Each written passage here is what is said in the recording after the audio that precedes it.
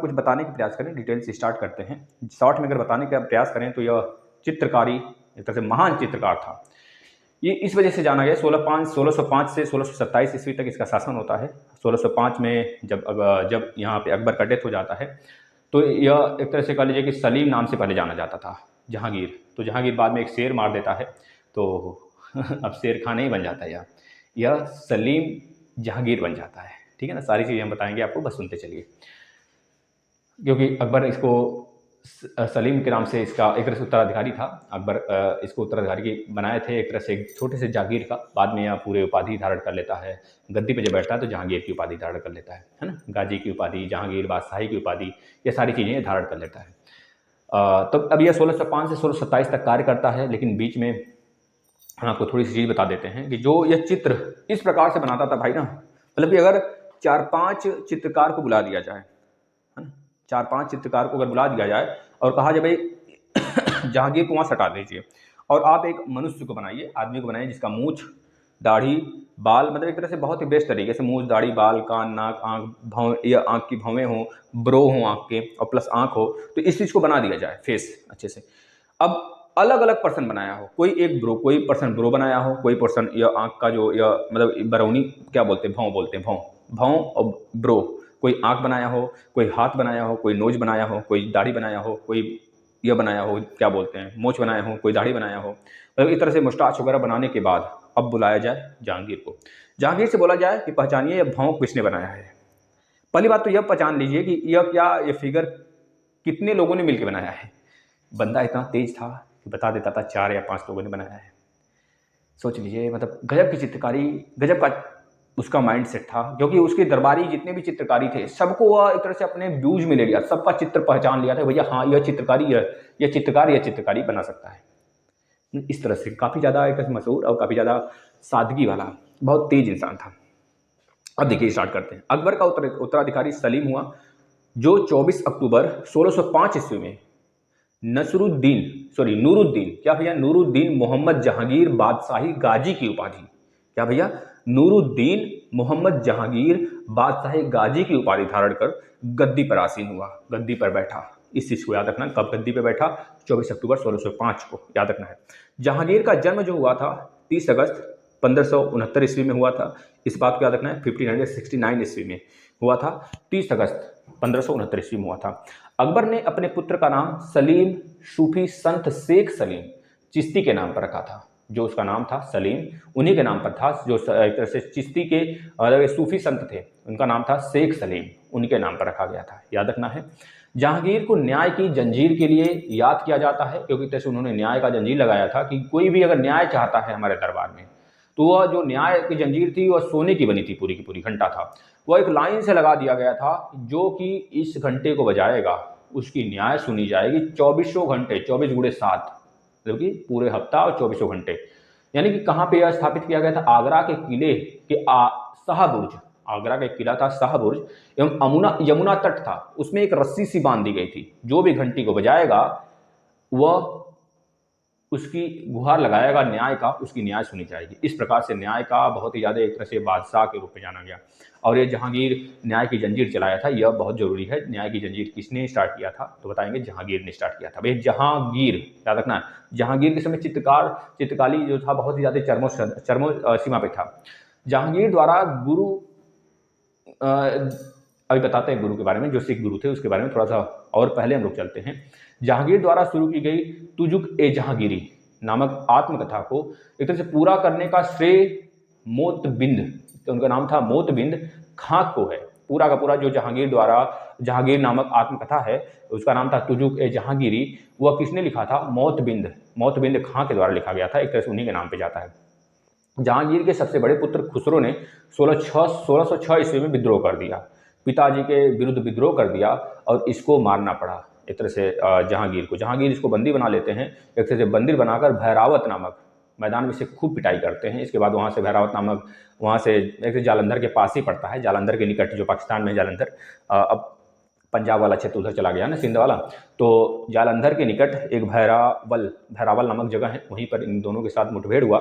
और जाहिर सी बात है जहांगीर बहुत ताकतवर था और अपने सबसे बड़े पुत्र खुसरो को एक तरह से बंदी बना लेता है और इसको कारागार में डाल देता है। इस खुसरो को एक तरह से सहयोग किए थे जो गुरु थे, पांचवें गुरु, सिख गुरु के पांचवें गुरु थे, उनका नाम था, भैया याद रखना है, अर्जुन देव। अर्जुन देव उसका सहयोग किए थे और इसी सिलसिले में अर्जुन देव को फांसी पे चढ़ा देता है। खुसरो की सहायता करने के कारण एक तरह से कह लीजिए कि जो जितने भी सिख गुरु थे, सिख गुरु का एक तरह से अकबर तक जो रिलेशन था बहुत बढ़िया था, लेकिन जब खुसरो को अर्जुन देव सहयोग करने लगते हैं, एक तरह से भड़काने लगते हैं, जो भी करते हैं एक तरह से सहयोग करते हैं अलग सा, अब जहांगीर को पता चल जाता है कि मेरे पुत्र का एक तरह से यह सहयोग कर रहे हैं और हमारे लिए भी खड़ा कर रहे हैं लड़ाई करने के लिए, तब अर्जुन देव को यह मरवा देते हैं, फांसी दिलवा देते हैं। अब हम आपको सिख गुरु सारे याद करवाते हैं, जैसे कि गुरु नानक देव, जिनका जन्म तलवंडी में हुआ था, 1469 ईस्वी में हुआ था और एक तरह से 1539 ईस्वी में इनका मृत्यु हुआ था। सॉरी, 1469 में जन्म हुआ था तलवंडी में, जो कि पाकिस्तान में आज पड़ता है, और 1539 में इनका मृत्यु हुआ था। इसके बाद दूसरे नंबर पर आ जाते हैं गुरु अंगद। इसके बाद गुरु अमरदास, गुरु श्री रामदास। गुरु श्री रामदास जो होते हैं गुरु अमरदास के एक तरह से कलेजे दामाद होते हैं। गुरु अमरदास तक और श्री रामदास तक सारी चीज़ें सही रहा, क्योंकि अकबर ने बहुत बड़ा रूप में मतलब 500 बीघा जमीन दान किया था गुरु अमरदास की बेटी यानी कि गुरु श्री रामदास के पत्नी को। इस चीज़ को याद रखना है, उस पर बहुत सारी चीज़ें बनाई गई, आपको पता है। इसके बाद आ जाते हैं गुरु अर्जुन देव। गुरु अर्जुन देव से एक तरह से जब खुसरो का सहयोग कर देते हैं तो इनको एक तरह से फांसी दे दिया जाता है जहांगीर द्वारा। आगे छठे नंबर के जो गुरु होते हैं गुरु हरगोविंद, फिर उसके बाद गुरु हरराय, फिर उसके बाद गुरु हरकिशन, फिर उसके बाद गुरु तेग बहादुर आते हैं। गुरु तेग बहादुर का जो मृत्यु होता है, फांसी होता है, वे मरवा देना, वो औरंगजेब मरवाया था, याद रखना है। गुरु तेग बहादुर को औरंगजेब मरवाया था और गुरु अर्जुन देव को जहांगीर ने मरवाया था। इसके बाद आ जाते हैं लास्ट गुरु, गुरु गोविंद सिंह। गुरु गोविंद सिंह के बाद गुरु गोविंद साहिब के नाम से पुस्तक एक था, उसको गुरु साहिब के नाम से चलने लगा। गुरु का जो लास्ट गुरु थे वो गुरु गोविंद जी थे, जिनका जन्म हुआ था 1666 ईस्वी में हुआ था, याद रखना। 1708 ईस्वी में इनकी मृत्यु हुआ था। यह एक तरह से पटना साहिब, जो पटना है आज, उसी जगह इनका जन्म हुआ था, इस चीज़ को याद रखना है। इसके बाद याद रखना है खुसरो गोविंद से खुंदवाल में मिला था। खुंदवाल एक जगह है, वहाँ पर खुसरो जो है कि गुरु गोविंद मतलब गुरु अर्जुन देव से मिला था। इसके बाद उनका सहयोग करना स्टार्ट कर दिया। बाद में जहांगीर को पता चलता है तो सारे कांड होते हैं। खुसरो को भी मारा जाता है, खुसरो को बंदी बना लिया जाता है और गुरु अर्जुन देव को मार दिया जाता है जान से।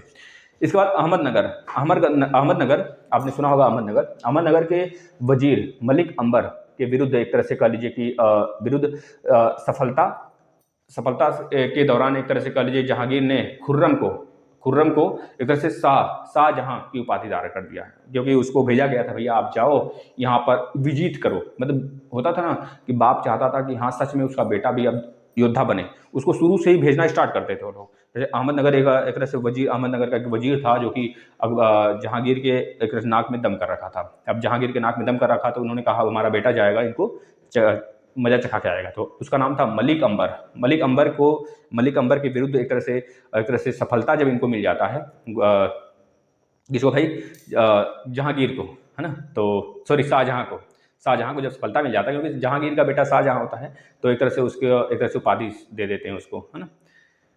खुर्रम उसका नाम रहता है पहले, जैसे कि जहांगीर की जो पहले नाम रहता है सलीम, तो बाद में आता है अकबर ने बाद में इसको जब देखता है बहुत बहादुर है तो सलीम का नाम जहांगीर दे देता है भाई।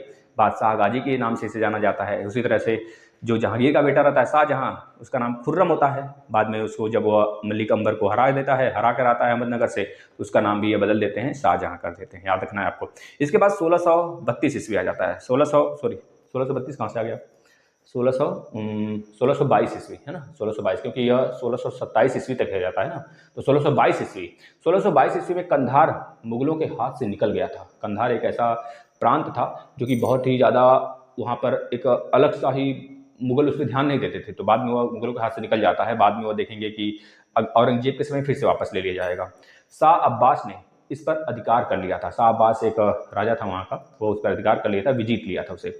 नूरजहां ईरानी निवासी थी, नूरजहां कह लीजिए कि ईरानी निवासी थी, जो कि मिर्जा बयास बेग करके एक व्यक्ति था, जिसकी वो पुत्री थी नूरजहां का वास्तविक नाम जो था मेहरुनिसा था। याद रखेंगे मेहरुनिसा किसका नाम था, आपसे पूछा जा सकता है। नूरजहां का नाम था। और कह लीजिए कि यह आपके 1594 ईस्वी में नूरजहां का विवाह हो जाता है अली कुली बेग से इनका विवाह हो जाता है। और यह विवाह होने के तदोपरांत सारी चीज़ें बताते हैं, 1 मिनट रुकिएगा।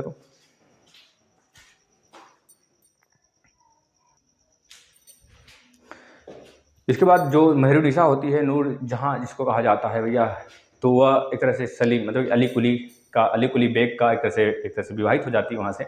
और अली कुली जो था भैया, ये पुत्र रहता है जहांगीर का, है ना।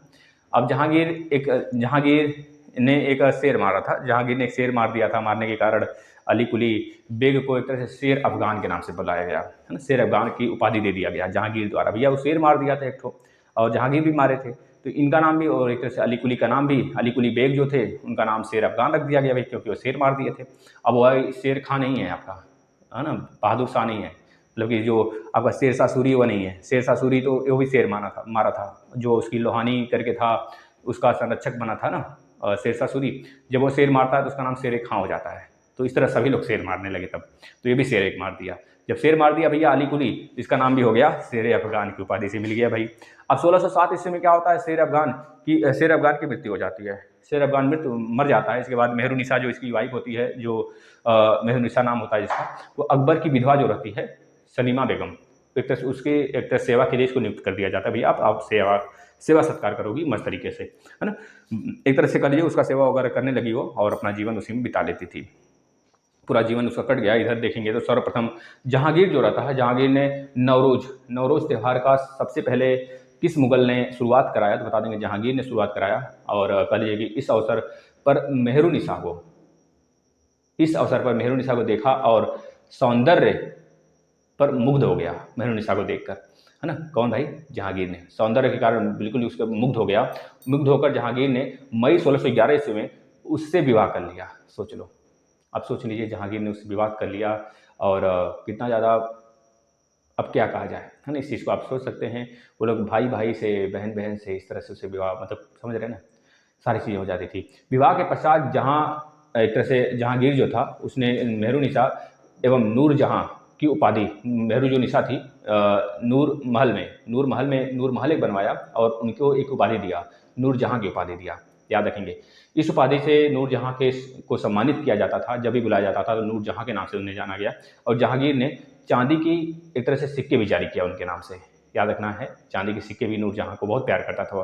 कहा जाता है जब वो अपने दरबार में बैठा रहता था तो झरोखों से उन्हें देखा करता था, मतलब वह झरोखों से उनको देखा करती थी, है ना।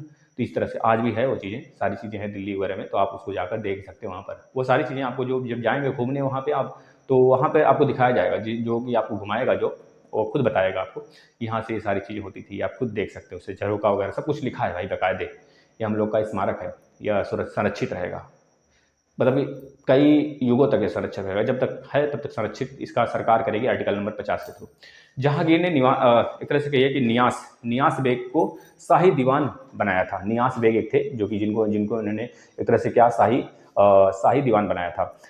इम्ताद उद दौला की उपाधि भी दी थी उसे। और जहांगीर के शासनकाल में ईरानियों ने एक तरह से बहुत ज़्यादा मतलब उच्च पद प्राप्त कर लिए थे। ये सब जितने भी ईरानी थे, और ईरानी तुरानी आपने सुना होगा, तो ये सब बहुत उच्च पदों पर जाकर बैठ गए थे। लेकिन लाडली बेगम शेर अफगान एवं मेहरुनिसा की पुत्री थी। जो लाडली बेगम थी वो शेर अफगान और मेहरुनिसा की पुत्री रहती है। अब इसी से मेहरुनिसा जो लाडली बेगम होती है, जो देखिए यहाँ पर भाई भाई हो गए, भाई मतलब जैसे कि अब अपना नहीं लिया जाएगा, पहले होता था, अभी भी होता है मुस्लिमों में, कि एक भाई मतलब एक बाप के दो बेटे हैं, तो दोनों बेटों के में से एक का बेटा हुआ, एक की पुत्री हुई, तो दोनों की शादी करा दी जाती थी। हम लोग के यहाँ क्या चाचा चाची इस तरह से देखा जाता है, लेकिन उन लोग में ऐसा होता है, मामा के लड़की की शादी, और ऐसे अक्सर हो जाता है। अब तो क्या है कि सब होने लगा है, और अब तो हिंदू में देखेंगे तो अलग कास्ट के लोग भी होने लगा है, और होना भी चाहिए भाई, सबकी मर्जी होती है तो होना भी चाहिए, क्योंकि माँ बाप समझ सकते हैं, क्योंकि उनकी खुशी, बच्चों की खुशी में उनकी खुशी होती है। तो इस तरह से लाडली बेगम शेर अफगान एवं और जो मेहरुनिसा थी उनकी पुत्री थी। बाद में क्या होता है, जिनकी शादी करा दिया जाता है जहांगीर के दूसरे पुत्र से, जिनका नाम रहता है शहरयार नामक। क्या नाम रहता है, याद कर लीजिए,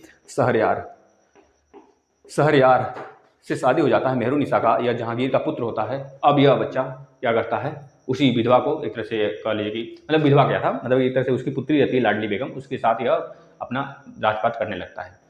इसके बाद क्या होता है भैया, उधर देखें नूरजहाँ की जो माँ थी, नूरजहाँ की माँ और कह लीजिए कि जिसका नाम था असगत बेगम था। उन्होंने एक तरह से इत्र की व्यवस्था करी थी। जो ये कन्नौज हमारा एक तरह से फेमस है ना, एक तरह से पूरा यूपी का जो कन्नौज है वह इत्र के नाम से ही जाना जाता है। तो अगर गलत हो तो बता सकते हैं आप कि कन्नौज है या फिर दूसरा कोई जिला है यूपी का। तो नूरजहां की माँ जो थी असमत बेगम, असमत बेगम, याद रखेंगे, असगत नहीं, असमत बेगम खां को एक तरह से कहा जाता है भैया यह इत्र बनाया करती थी, और इत्र के नाम से बहुत ज़्यादा फेमस थी, इत्र के लिए जानी जाती थी। जहांगीर के 5 पुत्र थे। क्या क्या नाम था भैया? खुसरो। वैसे तो जहांगीर के बहुत सारे पुत्र थे, बाद में लगभग 3 पुत्रियां और 5 पुत्र बचे थे, और बाकी सब मर गए थे। बाकी 14 थे शायद, 14 के आसपास में एक तरह से बच्चे थे। वैसे तो इनके पास, ये लोग के पास बहुत ज़्यादा वाइफ होती थी ना, क्योंकि एक पत्नी से ये लोग बच्चे नहीं, मतलब बहुत सारी इनकी पत्नियां होती थी एक एक के पास, कम से कम नहीं तो 10-15 ऐसे हुआ करती थी, बहुत सारी हुआ करती। नाम मात्र जो हम लोग जानते हैं 4-5, लेकिन हुआ करती थी बहुतें। इनके राज दरबार में जितनी भी औरतें हैं, इन सबका उपभोग ही होती थी, इस चीज़ को समझ लीजिए। जहांगीर के 5 पुत्र थे, खुसरो, परवेज, खुर्रम, शहरयार, एक तरह से जहांदार। यह सारे के सारे 5 पुत्र थे। बाद में खुसरो विद्रोह करता है, आपको पता है खुसरो एक तरह से सबसे बड़ा पुत्र रहता है, और बहुत सारी चीज़ें होती हैं। शहरयार, वही शहरयार रहता है जिसकी शादी हो जाती है भैया लाडली बेगम से, याद रखना है आपको, ठीक है ना। मेहरुनिसा की पुत्री जाती है, मेहरुनिसा, और शेर अफगान जो शेर मार दिया था, तो उसको शेर अफगान की उपाधि दे दिया गया था। अली कुली, अली कुली ही ने मारा शेर भाई, वो शेर मारा। जहांगीर का एक पुत्र, मतलब जहांगीर का पुत्र रहता है अली कुली, उसको शेर मार देता है, तो उसको शेर अफगान के नाम से जाना जाता है। फिर उसकी पुत्री, मतलब उसकी जो वाइफ होती है, उसकी वाइफ से मतलब एक तरह से कह लीजिए उसका एक बच्ची होती है जिसका नाम लाडली बेगम होता है। अब लाडली बेगम की जो शादी होती है जहांगीर के दूसरी कह लीजिए कि दूसरे बेटे से उसकी शादी करा दी जाती है। इस तरह से कहानी होता है। एक तरह से महावत खां का नाम आपने सुना होगा। महावत खां ने झेलम नदी के तट पर 1626 ईस्वी में जहांगीर, नूरजहां एवं उसके भाई आसम खां को एक तरह से कह लीजिए कि बंदी बना लिया था उसी जगह। तो उसके बाद बहुत सारी चीज़ें आगे होती हैं, हम बताते हैं। अब देखिए, मुगल चित्रकला के लिए बहुत ज़्यादा फेमस था। मुगल जो है चित्रकला के लिए बहुत ज़्यादा फेमस था। हमने बताया आपको कि इसके चरमोत्कर्ष पे था, बिल्कुल, है ना। तो ये चीज़ें पूछी जाती हैं आपसे कि कौन से मुगल शासक थे जिसके समय चित्रकला पर चरमोत्कर्ष पे था। तो याद रखना, जहांगीर के शासनकाल में यह बहुत चरमोत्कर्ष पे था। जहांगीर के दरबार में जो एक तरह से प्रमुख चित्रकार थे, उनका बहुत सारे चित्रकार थे। जैसे हम नाम लिखवा रहे हैं, आप लोग लिख लीजिए। आगा राजा करके था, है ना। आगा राजा था, और कह लीजिए कि एक तरह से उसका नाम था भैया हसन करके था। एक तरह से मोहम्मद नासिर करके था। इसके बाद मोहम्मद मुराद करके था। मोहम्मद मुराद और मोहम्मद नासिर बहुत ज़्यादा ये दोनों इंपॉर्टेंट थे। मतलब यह उस्ताद मसूर करके भी एक था। ये क्या करता था, सबको एक तरह से परख चुका था कि कौन कितना अच्छे से बना सकता है, मतलब किसकी कलाकारी ऐसी है। बहुत ज़्यादा जानकार था भाई, इसके दिमाग में चित्र बहुत तेज छपता था जहांगीर के समय। जहांगीर के तो किसी का भी चित्र देखता था, बता देता भैया यह मोहम्मद मुराद का है चित्रकारी, और यह मोहम्मद नासिर का चित्रकारी है, यह अग्न राजा का है, यह हमारा एक तरह से हसन का है। इस तरह से बता देता था। क्या नाम था, हाँ, विशन दास भी एक इसका चित्रकारी रहता है। मनोहर एवं एक तरह से गोवर्धन करके इसका चित्रकारी रहता है। एक तरह से फारूक वेग करके रहता है, दौलत करके रहता है। ये सब इसके चित्रकारी होते हैं भाई, जो कि जब चित्रकार होते हैं जो कि चित्रकारी करने के लिए इसके दरबार में आते थे, समय समय पर बुलाया जाता था इसके द्वारा। जहांगीर ने आगा राजा जो था, आगा राजा के नेतृत्व में एक तरह से आगरा का एक तरह से एक चित्र एक रहता है, जिसका एक तरह से कह दीजिए उसका क्या नाम रहता है, चित्र अशांत करके एक जगह रहता है। चित्र अशांत नहीं, देखिए नाम थोड़ा दिमाग से स्किप किया है, अभी में याद आता है बताते हैं। चित्र करके रहता है, चित्र पसानी या फिर चित्र पशांत, ऐसे कुछ नाम होता है, थोड़ा अटपटा नाम है उसका, जो कि आगरा में अभी भी स्थित है। वो एक तरह से कह लीजिए कि उसकी स्थापना कराया गया था। आगा राजा एक चित्रकारी रहता है, उसके द्वारा उसके नेतृत्व में, जहांगीर के नेतृत्व में उसको कराया गया था वो सारी चीज़ें। तो याद रखना है। हमजा नामक एक तरह से विषय है जो कि चित्रकला के लिए बहुत ज़्यादा फेमस है। हमजा हो गया, बहुत सारी चीज़ें हैं। जैसे कि बिहार की आप देखेंगे बहुत ज़्यादा चित्र हैं, चित्रकला हैं, बहुत ज़्यादा फेमस है ना। 1 मिनट हम थोड़ा पानी पी लेते हैं।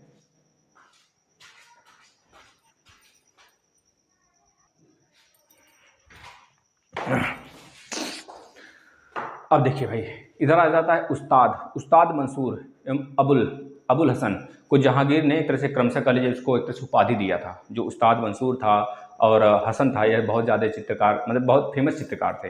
अबुल हसन और उस्ताद मंसूर को इन्होंने एक उपाधि दिया था जिसका नाम था नादिर अल उस्त। याद रखेंगे, नादिर अल उस्त और नादिर रजमा का जो उपाधि है अबुल को दिया गया था, अबुल हसन को, और नादिर अल उस्त की उपाधि दिया गया था उस्ताद पंसूर को, याद रखने, इसको लिख लीजिएगा।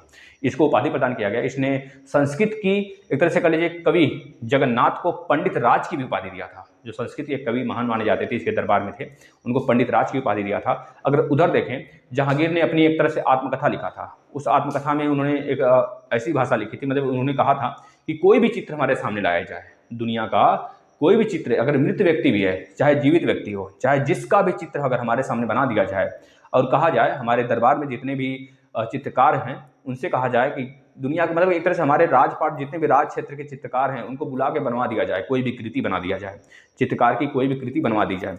कुछ चार, मान लीजिए पांच लोग हैं, पांचों को एक, किसी ने मूछ बना दिया, किसी ने दाढ़ी बना दिया, किसी ने नोज बना दिया, किसी ने भवें बना दी, किसी ने ब्रो बना दिया, मतलब इस तरह से बना दिया। बनाने के बाद हट जाए, इसके बाद हम बता देंगे कि सच में इस चित्रकार में कितने ऐसे पर्सन हैं जो मिलकर बनाए इस चित्र को, वो बता देंगे। प्लस ये भी बता देंगे कौन से पर्सन किसको बनाया है। भाई मान लेते हैं एक बार, तो ये बताया जा सकता है जो बहुत ज़्यादा जानकार है कितने लोग ने बनाया है, लेकिन यह कैसे कोई बता देगा कि भैया फला जो है, यानी कि हसन जो है भाव बनाया हुआ है, उस्ताद मंसूर यह बनाया है, आगा जो है नीचे वाला बनाया है, दाढ़ी बनाया है, इस तरह से कैसे बता सकता है। मतलब बहुत ज़्यादा लाजवाब उसकी एक तरह से सेंसिंग पावर था, सेंस करता था, देखता था, व्यूज पावर बहुत अच्छा था उसका, है ना। इस तरह से उन्होंने अपने एक तरह से आत्मकथा में लिखा हुआ है जहांगीर ने, याद रखेंगे भैया।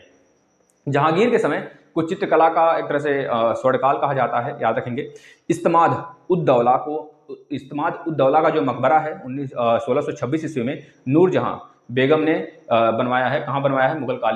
मुगल मतलब एक तरह से बनवाया है। अब यह जो वास्तुकला है, इस्तेमाद उद दौला का जो मकबरा है, यह उस समय का सबसे बेहतरीन वास्तुकला के अंतर्गत आता है, और जो कि श्वेत संगमरमर से बनाया गया है, बिना दाग वाला।